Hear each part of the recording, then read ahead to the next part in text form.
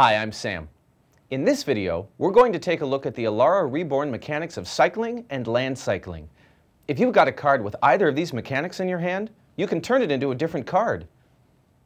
Monstrous Carabid, for example, is a creature card that has cycling. Monstrous Carabid's got a hybrid cycling cost. You can find out more about hybrid costs in the video titled A Planeswalker's Primer for Hybrid and Multicolored. For now, let's just examine how cycling works. If you're holding a card with cycling like Monstrous Carabid, you've got a choice. You can play it as normal or you can cycle it. To cycle it, you pay its cycling cost, which in this case is either 1 black mana or 1 red mana, and discard it. The result is that you draw a new card. Whether to cycle a card depends on the game's situation. Monstrous Carabid is a 5-mana creature that requires 2 different colors of mana.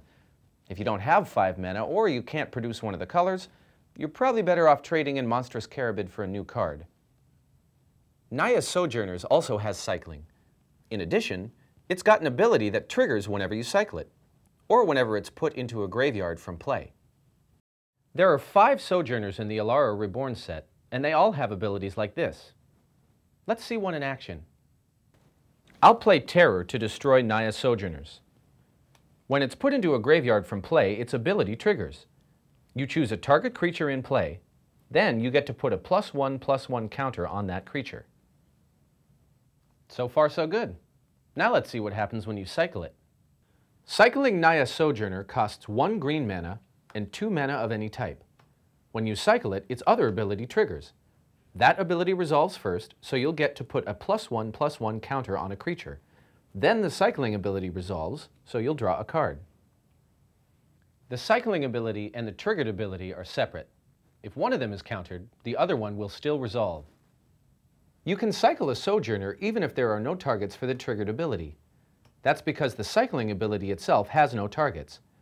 You'll ignore what the triggered ability says, but you'll still draw a card like normal. Finally, let's look at an Alara Reborn card with land cycling. This is Sanctum Plowbeast. It has 2 different kinds of land cycling. Land cycling is a kind of cycling ability. In the Alara Reborn set, each land cycling ability names a specific type of land. For example, Plains cycling contains the word plains. If you land cycle a card, you don't draw the top card of your library. Instead, you search your library for a card with the indicated land type and put it in your hand. Even though Sanctum Plowbeast has 2 kinds of land cycling abilities on it, you can use only one of them. If you use the island cycling ability, you'll pay 2 mana, discard the card, and search your library for an island. If you use the plain cycling ability, you'll pay 2 mana, discard the card, and search your library for a plains. Land cycling abilities let you search for cards with the appropriate land type, not just cards with the appropriate name.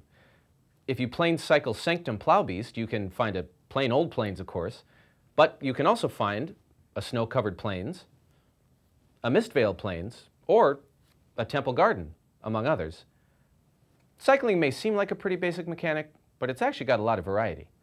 Enjoy!